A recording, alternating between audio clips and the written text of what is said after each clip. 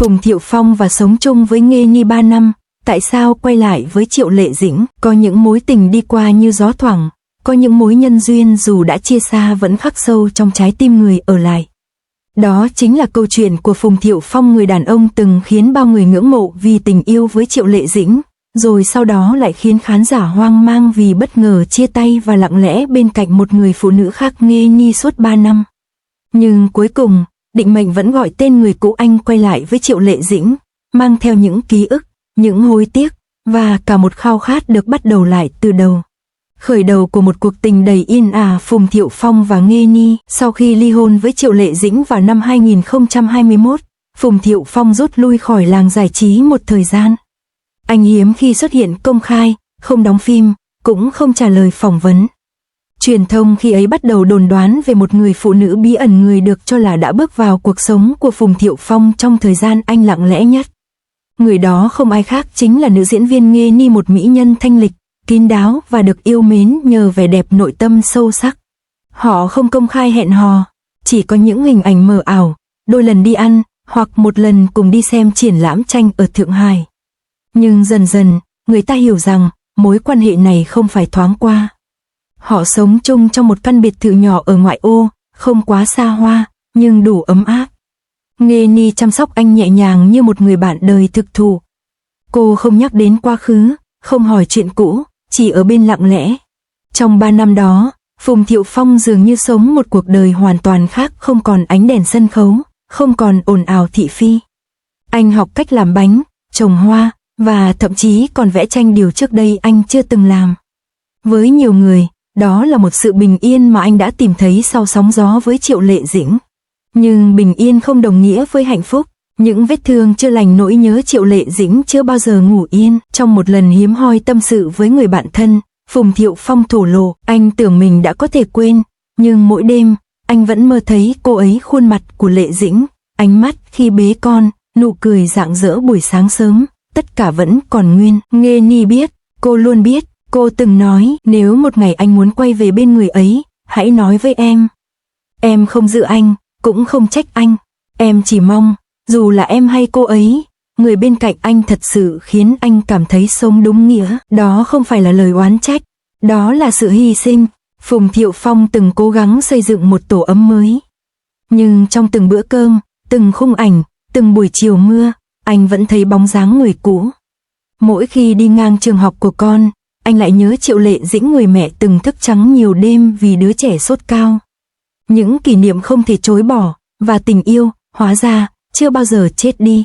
Sự tái ngộ định mệnh, một buổi gặp gỡ thay đổi tất cả. Đầu năm 2025, trong một sự kiện do đoàn phim cũ tổ chức, Triệu Lệ Dĩnh và Phùng Thiệu Phong bất ngờ gặp lại nhau. Cả hai đều đi một mình, không có phóng viên, không có ánh đèn flash, chỉ có họ, hai con người từng quen thuộc từng hơi thở, giờ lại đứng cách nhau vài bước chân như những người xa lạ. Triệu Lệ Dĩnh khi ấy đã khác, cô mạnh mẽ hơn, độc lập hơn, nhưng trong ánh mắt vẫn ẩn hiện sự mong manh. Phùng Thiệu Phong đã chủ động lại gần, họ bắt đầu nói về con trai, rồi về công việc, rồi về những ngày cũ. Anh hỏi, em có từng nhớ anh không? Cô cười, nhẹ như gió, nếu không nhớ, sao em lại luôn tránh đi những con phố mà anh từng dắt em đi dạo? Câu trả lời ấy khiến tim anh thắt lại. Đêm đó, họ ngồi nói chuyện đến 2 giờ sáng, bên cạnh hồ nước trong vắt phía sau nhà hàng. Không có lời hứa hẹn, không có giận hờn, chỉ là hai trái tim tìm lại được tần số chung. Cuộc chia tay nhẹ nhàng với Nghê Ni, một người phụ nữ cao thượng. Khi trở về, Phùng Thiệu Phong đã nói rõ với Nghê Ni. Cô im lặng rất lâu, sau đó chỉ nói, anh đừng cảm thấy có lỗi, chỉ cần anh hạnh phúc, mọi nỗi buồn rồi cũng sẽ qua. Họ chia tay trong văn minh, tôn trọng và không xịt căng đan. Nghê Ni chuyển ra khỏi nhà, tiếp tục con đường nghệ thuật của riêng mình, và chưa từng nhắc lại điều gì trong suốt thời gian sau đó. Trở về từ nơi bắt đầu tái hợp cùng Triệu Lệ Dĩnh, Phùng Thiệu Phong dọn về gần nhà Triệu Lệ Dĩnh, để tiện chăm sóc con chung. Ban đầu, họ chỉ giữ mối quan hệ bạn bè, cùng nhau đưa con đi học, dự sinh nhật, đi xem phim hoạt hình. Nhưng dần dần, những nụ cười nhiều hơn, những lần chạm tay vô tình, ánh mắt nhìn nhau thật lâu, tất cả như một phép màu của sự chữa lành. Triệu Lệ Dĩnh từng khép lòng mình lại, nhưng khi thấy Phùng Thiệu Phong sẵn sàng làm lại từ đầu, sẵn sàng nấu ăn, dọn dẹp, Đưa đón con mỗi ngày, cô đã tin rằng người đàn ông này thật sự muốn quay về, không phải vì hoài niệm, mà vì tình yêu chưa từng dứt. Tin đồn tái hôn và hy vọng về một gia đình trọn vẹn. Giữa năm 2025, truyền thông rộ lên tin đồn Triệu Lệ Dĩnh và Phùng Thiệu Phong tái hợp. Dù cả hai không lên tiếng xác nhận, nhưng nhiều lần bị bắt gặp đi ăn tối cùng con trai, cùng về một căn hộ lúc đêm muộn. Gần đây nhất, netizen lan truyền hình ảnh Triệu Lệ Dĩnh xuất hiện với vòng hai lớn bất thường, làm dấy lên tin đồn cô mang thai lần 2. Dù chưa có xác nhận chính thức, người hâm mộ vẫn hết lòng ủng hộ. Không phải vì tò mò, mà vì họ hiểu rằng, sau bao sóng gió, hai con người này xứng đáng có một hạnh phúc trọn vẹn. Tình yêu đôi khi cần thời gian để nhận ra giá trị. Câu chuyện 3 năm bên Nghê Ni không phải là sai lầm. Đó là một đoạn đường cần thiết để Phùng Thiệu Phong hiểu rằng, người anh yêu nhất, cần nhất, và không thể thay thế chính là Triệu Lệ Dĩnh. Còn Triệu Lệ Dĩnh, người phụ nữ mạnh mẽ ấy, đã sẵn sàng mở lòng, không vì quá khứ, mà vì tương lai của con trai, và vì chính trái tim mình. Tình yêu không phải lúc nào cũng suôn sẻ, không phải ai cũng may mắn gặp được đúng người ngay từ lần đầu tiên và giữ được họ mãi mãi. Nhưng nếu hai trái tim vẫn hướng về nhau, vẫn nhớ về nhau trong những đêm dài cô đơn, thì có lẽ, cuối cùng họ vẫn sẽ tìm được đường trở lại.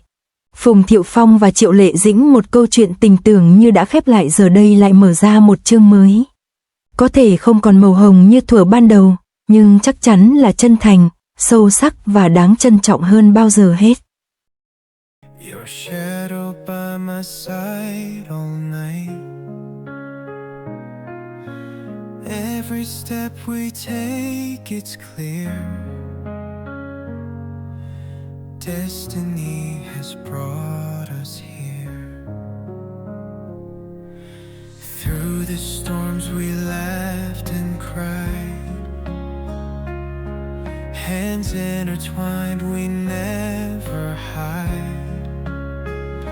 No need for words when hearts align. In your